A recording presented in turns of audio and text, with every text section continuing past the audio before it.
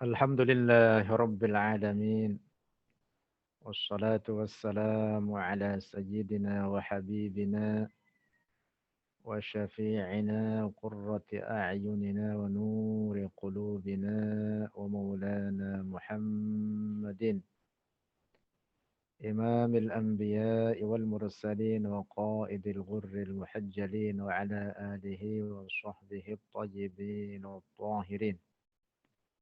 اللهم لا سهل إلا ما جعلته سهلا وأنت تجعل الحزن إذا شئت سهلا.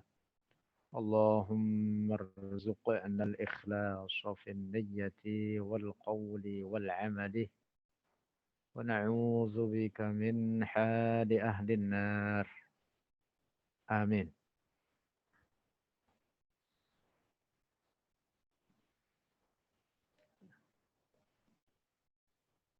Kita baca dari awal penjelasan kita sampai di bait nomor 5.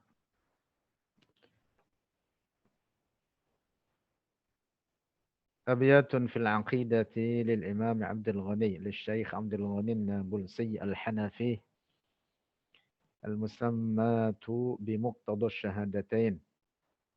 معرفة الله عليك تفترض بأنه لا جوهر ولا عرض وليس يحويه مكان لا ولا تدركه العقول جل وعلا.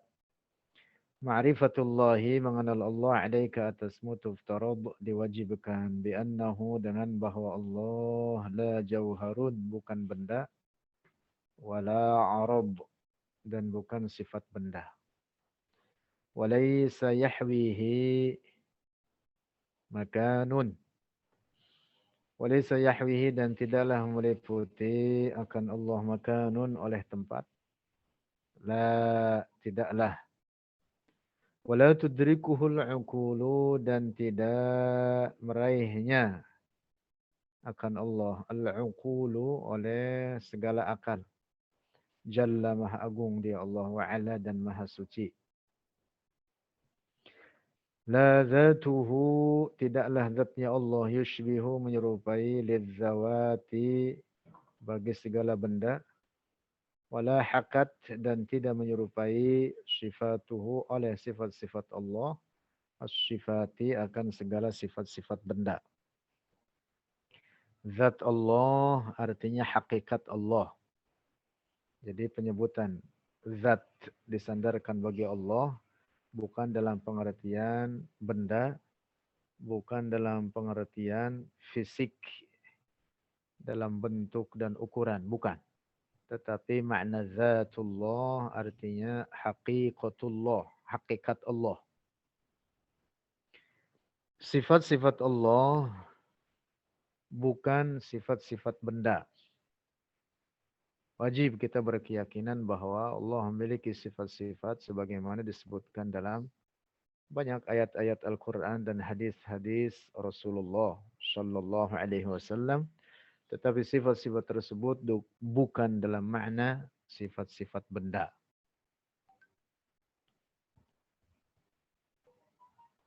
Fardun lana bihi tatimul ma'rifah. Wahidun dhatan wa fi'lan wa sifah. Fardun, Maha Esa dia Allah. Lana bagi kita bihi dengannya fardun tatimul ma'rifah. Menjadi sempurna oleh ma'rifah. Mengenal Allah. Jadi mengenal Allah artinya meyakini bahwa Allah al-fard, al-fardus samad yang tidak menyerupai segala apapun dari ciptaannya dan tidak membutuhkan kepada suatu apapun dari ciptaannya. Jadi makna ma'rifah terhadap Allah adalah meyakini bahwa Allah tidak ada keserupaan baginya. Al-Wahid, Al-Ahad, Al-Fardus Samad. Al-Imam As-Sayyid Ahmadur Rifa'i radhiyallahu anhu berkata, ghayatul ma'rifati billahi, puncak ma'rifah billahi dengan Allah, al-iqanu itu meyakini biwujudihi ta'ala, dengan wujudnya Allah Ta'ala, dengan keberadaannya, bila kaifin, dengan tanpa sifat-sifat benda, wala makanin, dan tanpa tempat.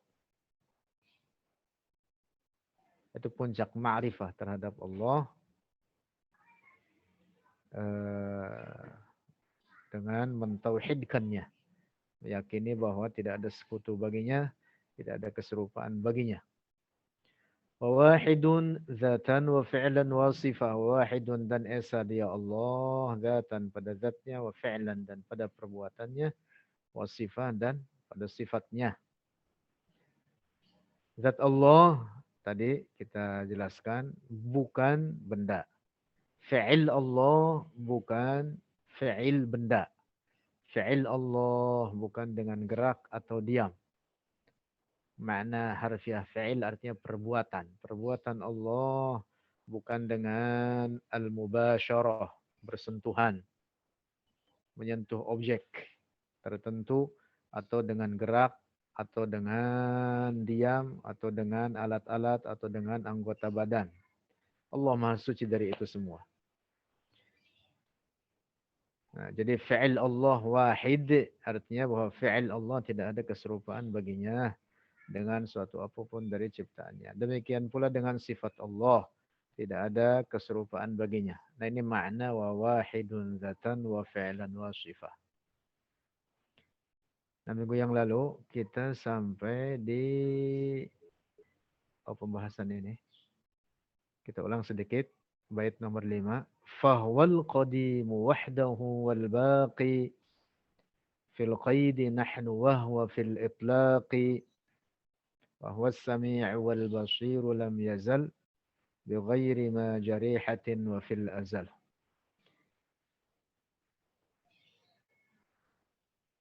Ini screen-nya tampil, Mbak Ge? Tampil tidak ini? Halo? Tampil? Ya. Baik. Nomor 5. Fahuwa, maka dia Allah Al-Qadim yang tiada bermula. Wahdahu, hanya dia Allah. Tanpa permulaan. Segala sesuatu selain Allah memiliki permulaan. Segala sesuatu selain Allah baharu. Ada dari tidak ada. Ada karena diadakan oleh Allah. Hanya Allah yang ada tanpa bermula.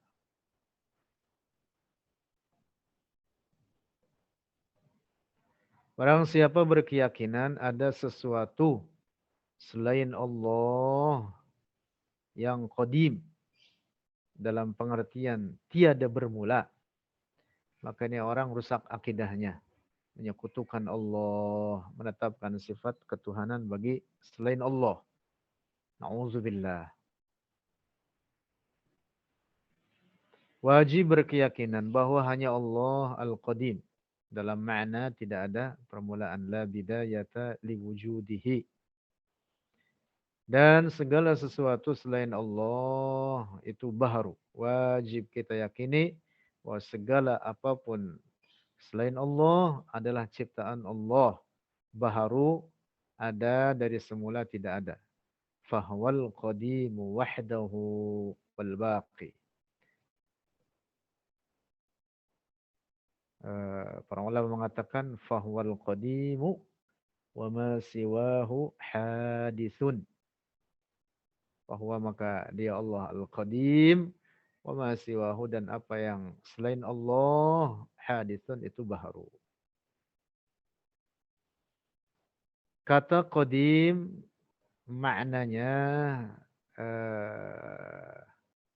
sinonim atau semakna dengan al-azali. juga semakna dengan al-awwal. Ada penyebutan nama Allah dalam Al-Quran. Huwal awwalu. Al-awwal maknanya sama dengan al-qadim. Pada hak Allah artinya yang tiada bermula.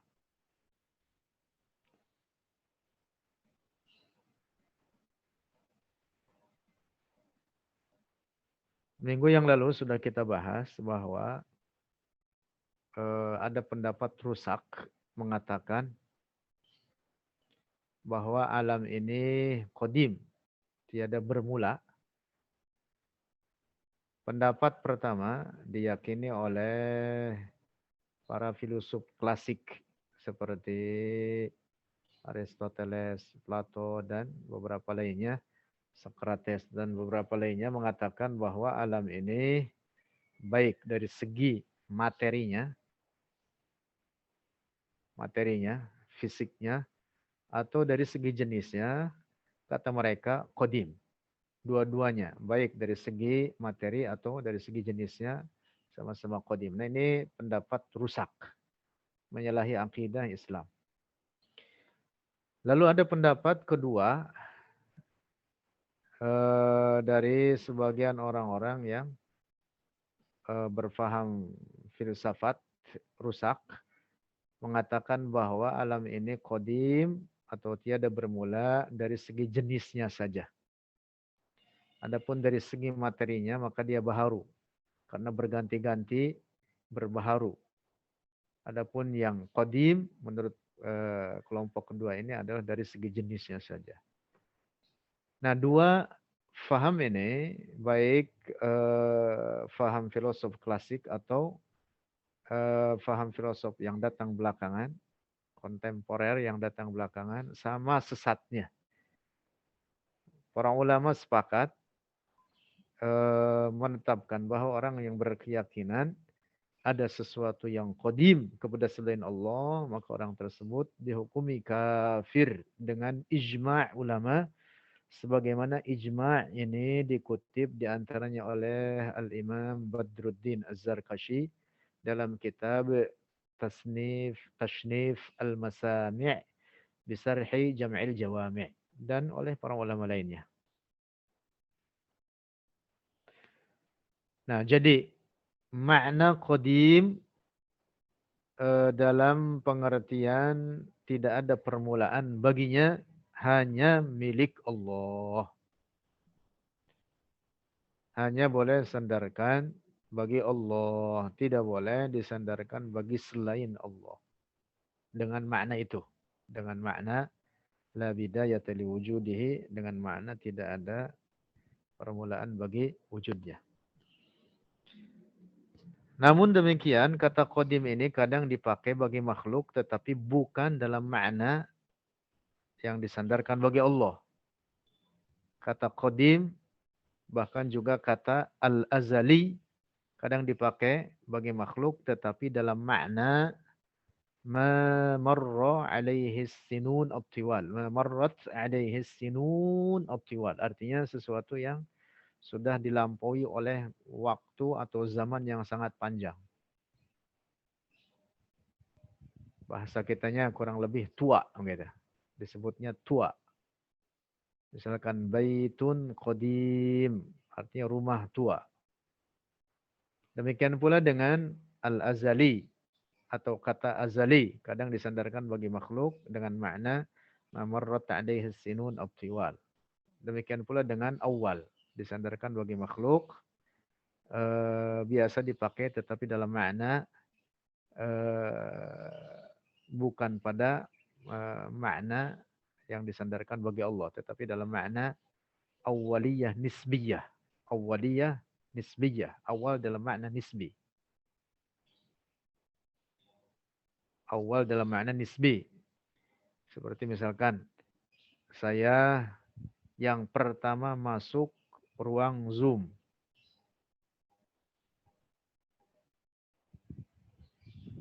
Itu adalah bagi orang yang datang belakangan setelah saya.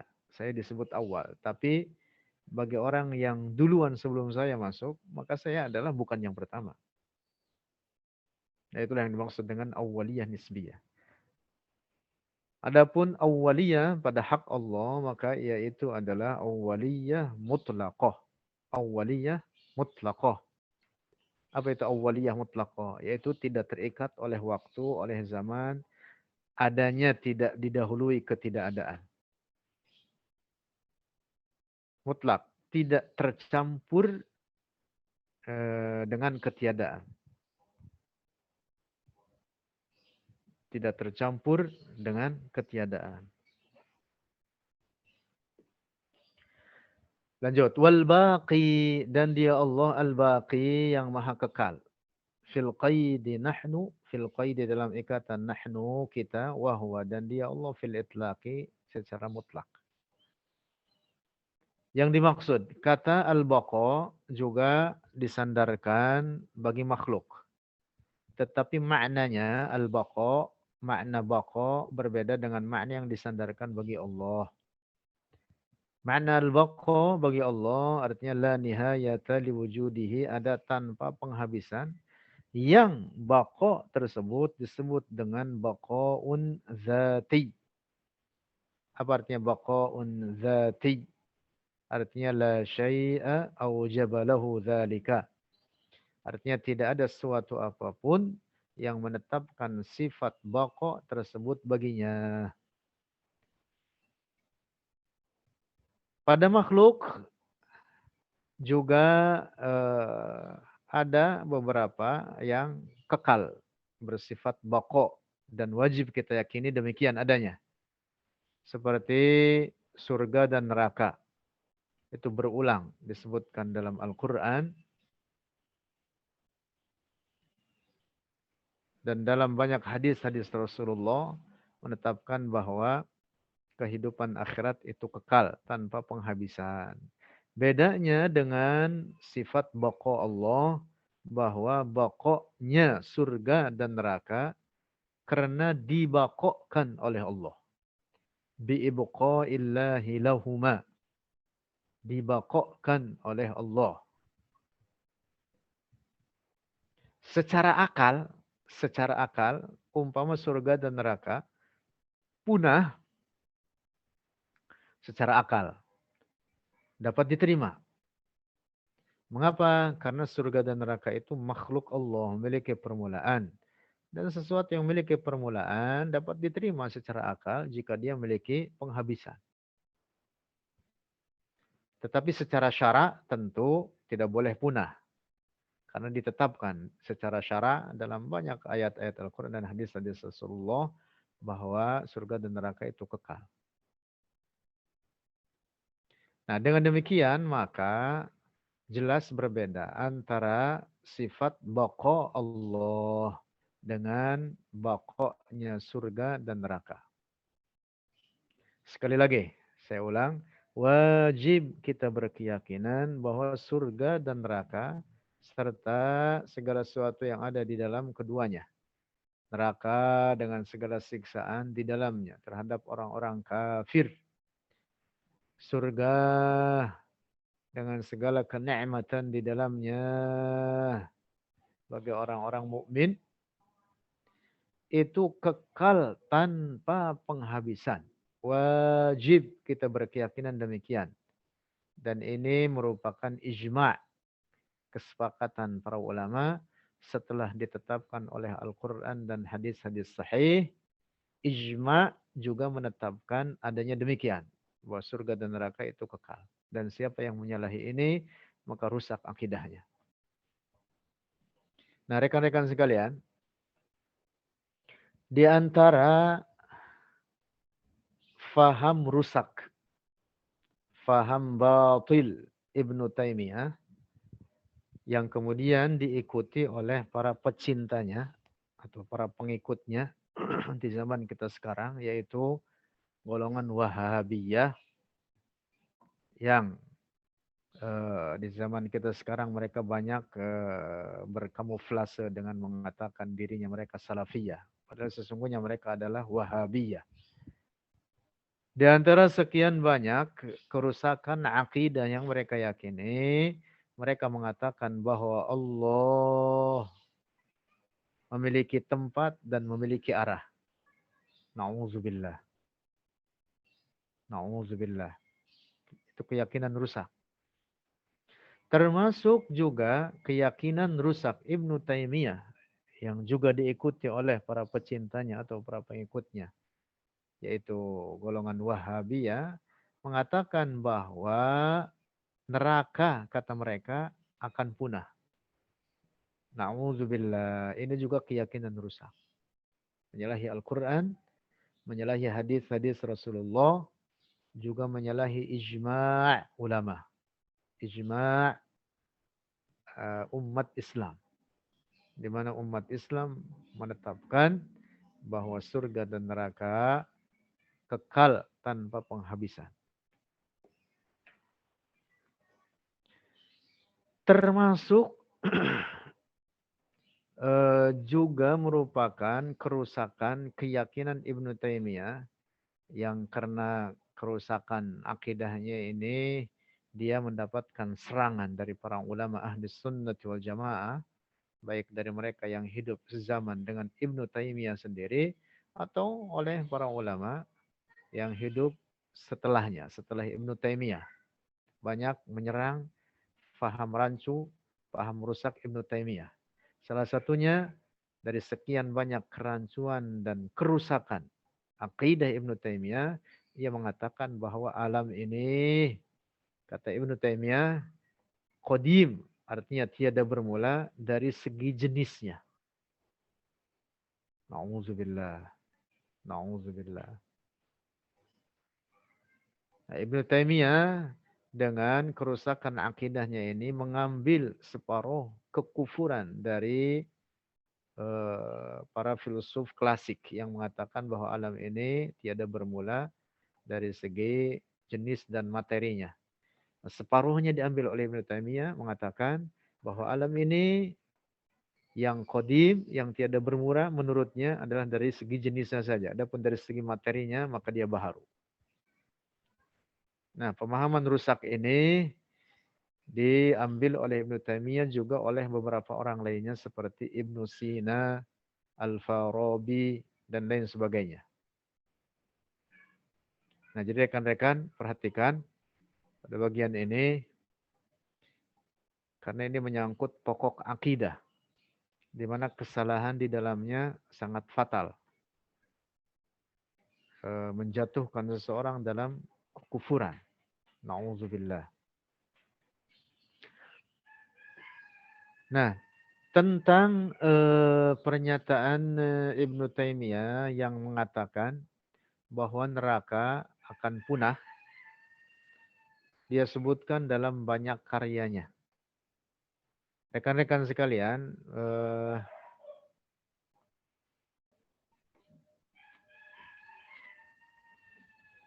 saya sudah menerjemahkan kitab guru dari guru-guru kita, yaitu Al-Maqalatus Sunniyah fi Kashfi Dhalalat Ahmad Ibn Taimiyah.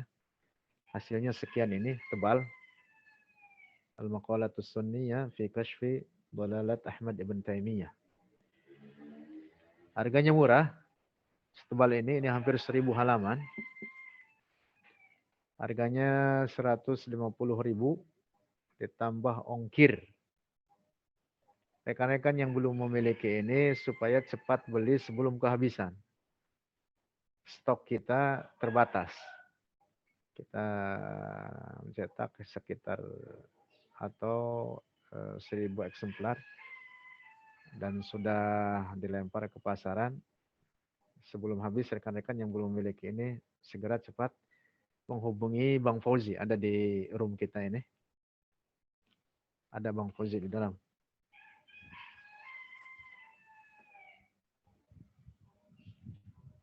Penting untuk dibaca ini.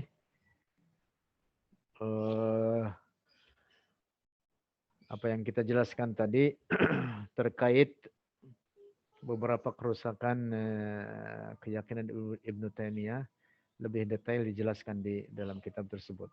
Al-Maqalat As-Sunniyah fi Kashfi Dhalalat Ahmad Ibn Taimiyah. Baik, rekan-rekan sekalian, bait berikutnya Ini jangan terlalu detail, kita ringkas-ringkas saja. Atau kita ambil yang pokok-pokoknya saja insya Allah. Bait nomor 6. Wa huwas sami'u wal basiru lam yazal bighairi ma jarihatin wa fil azal lahu kalamun laysa kal ma'rufi jalla 'anil aswati wal hurufi wa huwas sami'u wa huwa dan dia Allah as-sami'u yang maha mendengar wal basiru dan maha melihat lam yazal tanpa penghabisan bi ghairi ma jarihatin dengan tanpa anggota badan wa fil azal dan tanpa permulaan. Nah, tentu ini berlaku bahwa Allah azali dan abadi. Azali tanpa permulaan dan abadi tanpa penghabisan. Berlaku bagi seluruh sifat-sifat Allah. Sebagaimana zat Allah azaliyun abadiyun, maka demikian pula dengan seluruh sifat-sifat Allah azaliyatun abadiyah tanpa permulaan, tanpa penghabisan, tidak berkembang, tidak berubah, tidak berkurang, tidak bertambah. Sifat-sifat Allah tidak berubah, tidak berkurang, tidak bertambah. Sifat-sifat Allah tidak menyerupai segala apapun daripada sifat-sifat makhluknya. Nah, dalam bait ini disebutkan sifat sama Allah, bahwa Allah maha mendengar. Wajib kita menetapkan sifat sama tersebut baginya. Dan itu disebutkan dalam banyak ayat Al-Quran. Nah, sifat sama Allah ini bukan dengan telinga. Bukan dengan as-simah. Simah, gendang telinga. Bukan dengan daun telinga. Bukan dengan alat-alat. Bukan dengan anggota badan. Tidak dengan jarak. Tidak dikatakan dekat atau jauh. Sehingga dikatakan kalau dekat jelas baginya, kalau jauh samar baginya. Nah, tidak dikatakan bagi Allah seperti itu. Wal basir dan Allah al-basir. Artinya bahwa Allah memiliki sifat al-basar, maha melihat. Sifat basar Allah bukan dengan mata, bukan dengan biji mata, bukan dengan lensa mata yang warna hitam, hadaqah bahasa Arabnya, atau anggota-anggota atau alat-alat lainnya. Allah maha suci dari itu semua. Allah maha suci daripada anggota-anggota badan. Maka sifat basar Allah bukan dengan alat-alat. Bukan dengan biji mata atau anggota badan lainnya. Nah, demikian pula dengan sifat-sifat yang lainnya. Sifat-sifat Allah itu semua azaliyatun, yaitu tanpa permulaan. Abadiyatun, tanpa penghabisan. Bukan dalam makna sifat-sifat benda. Nah, jadi catat di sini penting, ini berlaku bagi seluruh sifat-sifat Allah azaliyatun abadiyah. Walaupun nanti ada rincian terkait dengan sifat fa'il atau sebagian ulama menyebutnya dengan sifat takwin. Nanti itu ada penjelasan khusus terkait itu. Lanjut. Bait nomor 7. Lahu kalamun laysa kal ma'rufi jalla 'anil aswati wal hurufi. Lahu baginya Allah kalamun, sifat kalam. Laisa kal ma'rufi, tidak seperti yang kita kenal di antara kita. Artinya jalla, maha suci, sifat kalam Allah anil aswati dari segala suara-suara, wal hurufi dan huruf-huruf. Kalam Allah bukan seperti saya berbicara dengan mulut, dengan anggota badan, dengan lidah, dengan suara, dengan huruf-huruf. Sifat kalam Allah tidak seperti itu. Sifat kalamnya. Sifat kalam Allah bukan huruf, bukan suara, dan bukan bahasa. Nah, seperti yang kita bahas tadi di bait nomor 6, semua sifat-sifat Allah bukan dalam makna sifat benda. Demikian pula kalam Allah tidak seperti kalam pada manusia atau makhluk lainnya. Bukan dengan huruf, bukan dengan suara, dan bukan dengan bahasa. Ingat-ingat ini sifat kalam Allah. Adapun kitab suci Al-Quran yang kita baca, yang dalam bentuk huruf-huruf, dalam bentuk bahasa Arab, tertulis di atas kertas, ditulis dengan tinta, dibaca dengan lidah, dengan suara. Nah, kitab suci Al-Quran yang kita baca tersebut, yang tersusun daripada huruf-huruf, disebut apa? Disebut kalamullah. Nah, kitab Al-Quran tersebut disebut kalamullah adalah dalam pengertian ungkapan yang menunjukkan kepada sifat kalam Allah. Menunjukkan kepada al-kalamuz zati. Kepada kalam zatnya Allah. Kalam zatnya Allah sendiri bukan huruf, bukan suara, dan bukan bahasa. Saya ulang. Kitab suci Al-Quran yang kita baca disebut kalam Allah. Padahal dia tersusun daripada huruf-huruf. Tersusun daripada huruf-huruf. Dan dalam bentuk bahasa Arab. Nah, tadi kita jelaskan sifat kalam Allah bukan huruf, bukan suara, dan bukan bahasa. Nah, Al-Quran yang kita baca ini adalah ungkapan dari kalam zat Allah. Allah memerintah kita untuk sholat. Misalkan.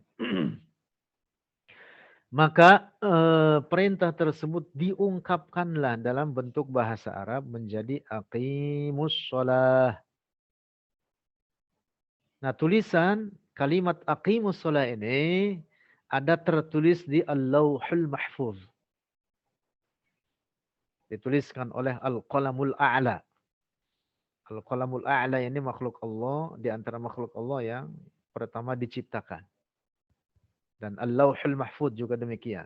Di antara 5 makhluk Allah yang terlebih dahulu diciptakan. Yang mutlak terlebih dahulu diciptakan sebelum apapun adalah air. Nah, Al-Qalamul A'la ini menulis di atas Al-Lauhul Mahfuz tentang segala sesuatu yang terjadi pada alam ini. Sampai hari kiamat dengan serinci-rincinya. Tanpa ada yang memegangnya. Al-Qalamul A'la ini artinya pulpen yang sangat besar. Menulis tanpa ada yang memegangnya. Nah, termasuk di antara yang tuliskan adalah Al-Quran. Nah, kemudian Al-Quran ini atau lafaz-lafaz Al-Quran ini atau kalimat-kalimat Al-Quran ini kemudian diturunkan, dibawa oleh malaikat Jibril sekaligus dengan perintah Allah diturunkan ke langit dunia. Lalu dari langit dunia turunlah kepada Rasulullah dengan berangsur-angsur. Selama kurang lebih dalam kurun waktu 23 tahun. Nah, kembali lagi. Jadi kalimat-kalimat Al-Quran ini, lafaz-lafaz Al-Quran ini adalah ungkapan dari Al-Kalamuz Zati. Allah memerintah kita salat. Perintah tersebut diungkapkan dalam bentuk bahasa Arab ini menjadi aqimus shalah. Allah memerintah kita menunaikan zakat. Maka eh, zakat ini, perintah zakat tersebut diungkapkanlah dalam bentuk bahasa Arab menjadi wa'atuz zakah dan seterusnya. Nah, apabila saya menulis di papan tulis lafaz Allah, lalu saya tanya kepada murid-murid, apa ini? Allah. Bukanlah itulah hakikat Allah ada di papan tulis, tidak. Tetapi itu tulisan, menunjukkan, mengungkapkan kepada adanya zat yang maha suci, yang wajibul wujud, yang kita sembah, yang bernama Allah.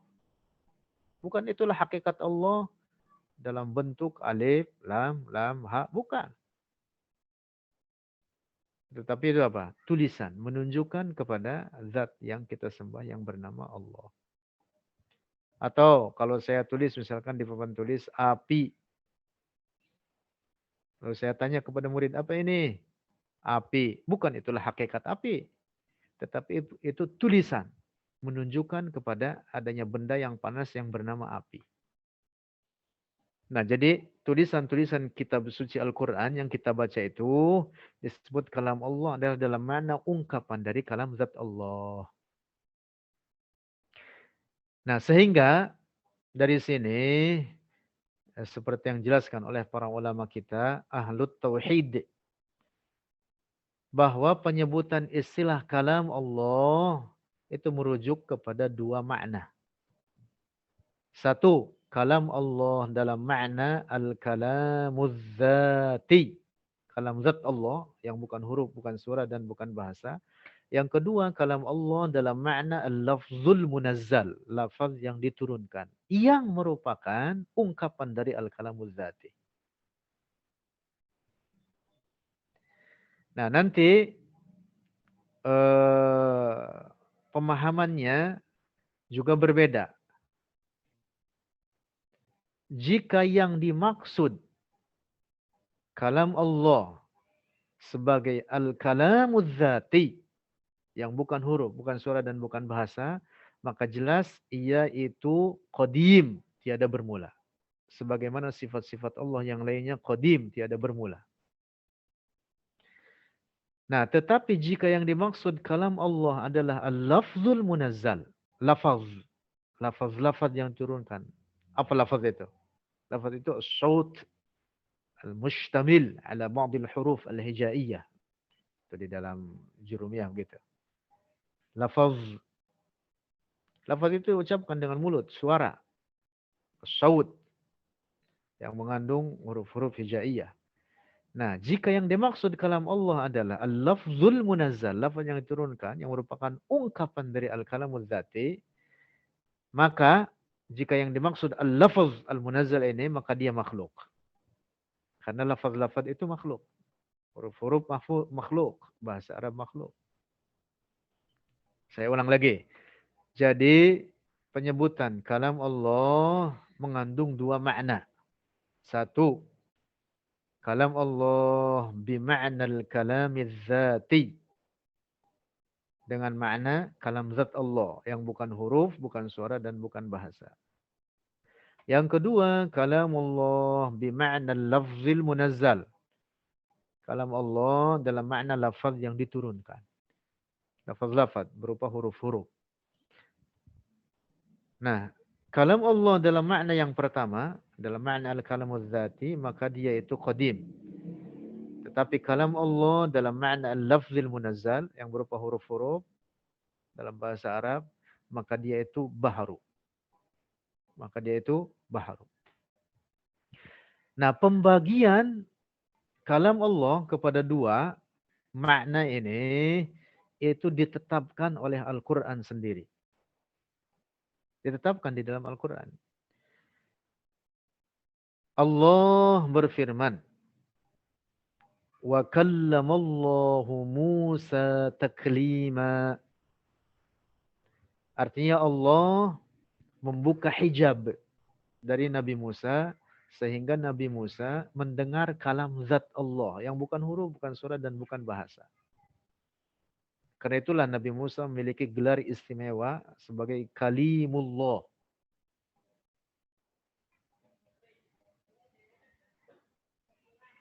Ini ayat menunjukkan kepada al-kalamuz zati.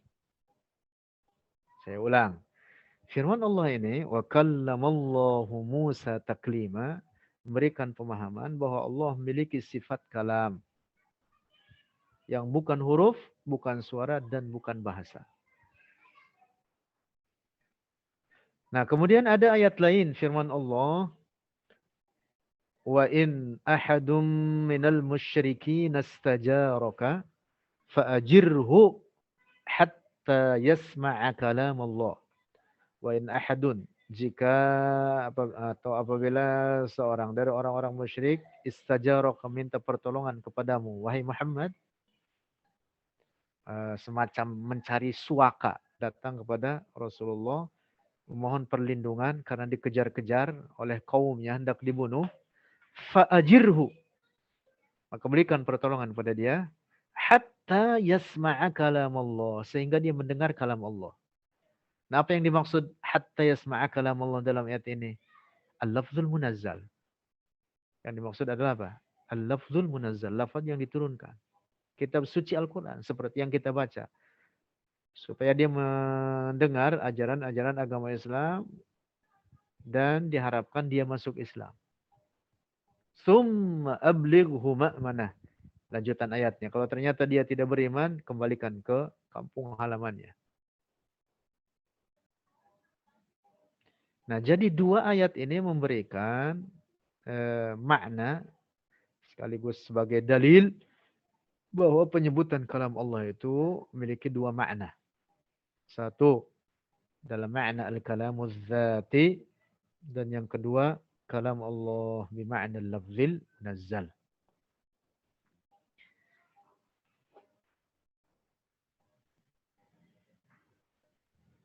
Saya kira cukup sampai di sini. Kita sampai di bait nomor 7, insyaallah. Minggu depan kita lanjut di bait nomor 8. Masih ada beberapa slide ini.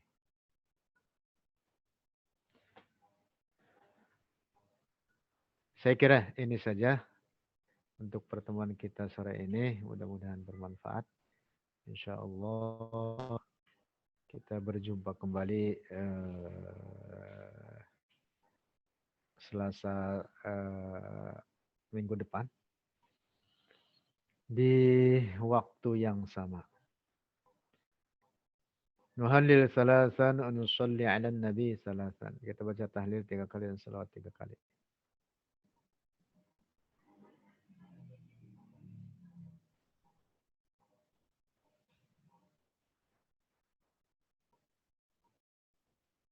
Oh, sebentar. Ini ada pertanyaan mengatakan huruf yang tersusun bentuk suatu kalimat bukankah kalam Allah? Tapi ungkapan kalam zati.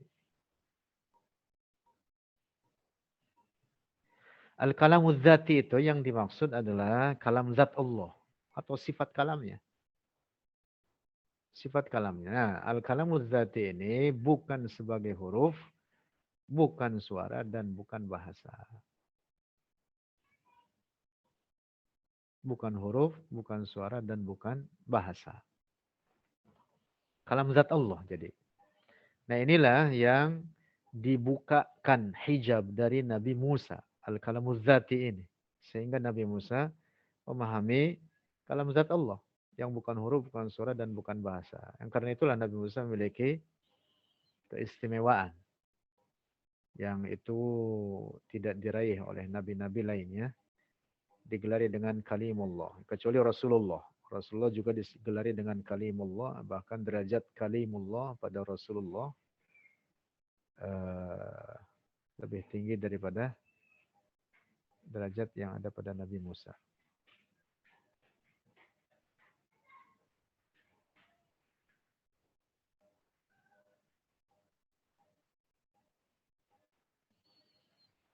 Oh, ini ada pertanyaan berikutnya, tetapi ini panjang. Saya kira mungkin teman beli sajalah kitab ini. Insya Allah setidaknya menurut saya apa yang saya terjemahkan dengan bahasa yang cukup mudah insya Allah. Kitab terjemahannya Al-Maqalatus Sunniyah. Ini ada pertanyaan terkait dengan tasalsulul hawadis, apa yang diungkapkan oleh Ibnu Taimiyah. Ya, tasalsul itu perkara yang mustahil. Juga dengan ad-daur. Ad-daur atau tasalsul itu perkara yang mustahil. Tidak diterima oleh akal.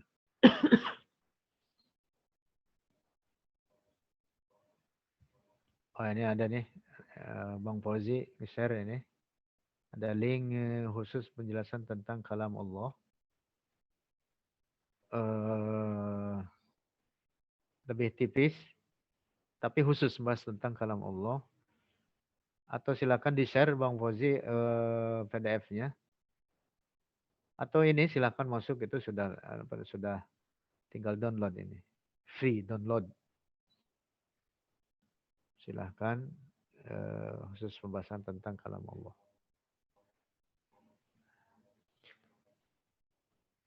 Wallahu a'lam bissawab. La ilaha illallah, la ilaha illallah, la ilaha illallah.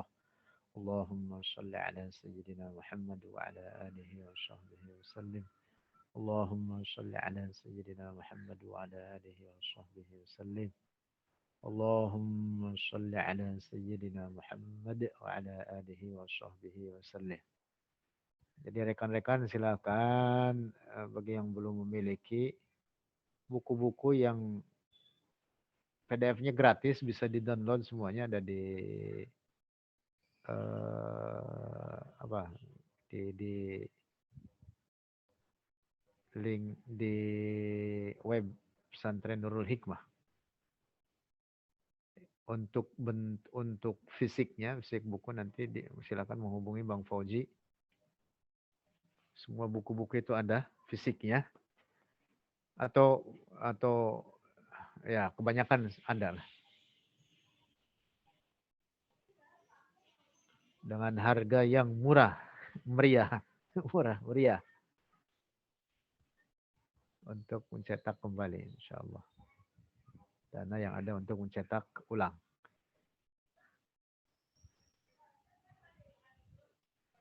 Ada berapa rekan-rekan ini? 27 orang.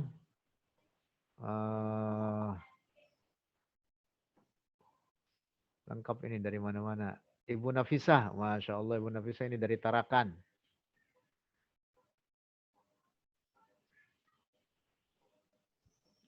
Dari Riau. Ahlan sahlan. Waduh, ini dari Bogor. Ini Bang Fatih, di mana nih? Bang di Bogor.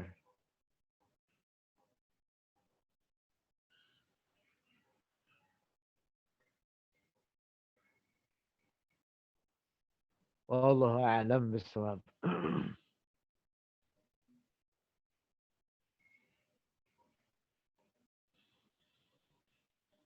Ibu Enti. Waduh, Ibu Enti. Masya Allah, lama nggak pernah kelihatan.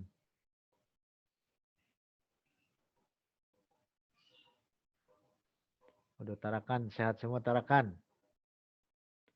Alhamdulillah. Barakallahu fikum. InsyaAllah minggu depan kita jumpa kembali di waktu yang sama. Mudah-mudahan kita semua dalam keadaan sehat walafiat. Amin ya rabbal alamin. Assalamualaikum warahmatullahi wabarakatuh.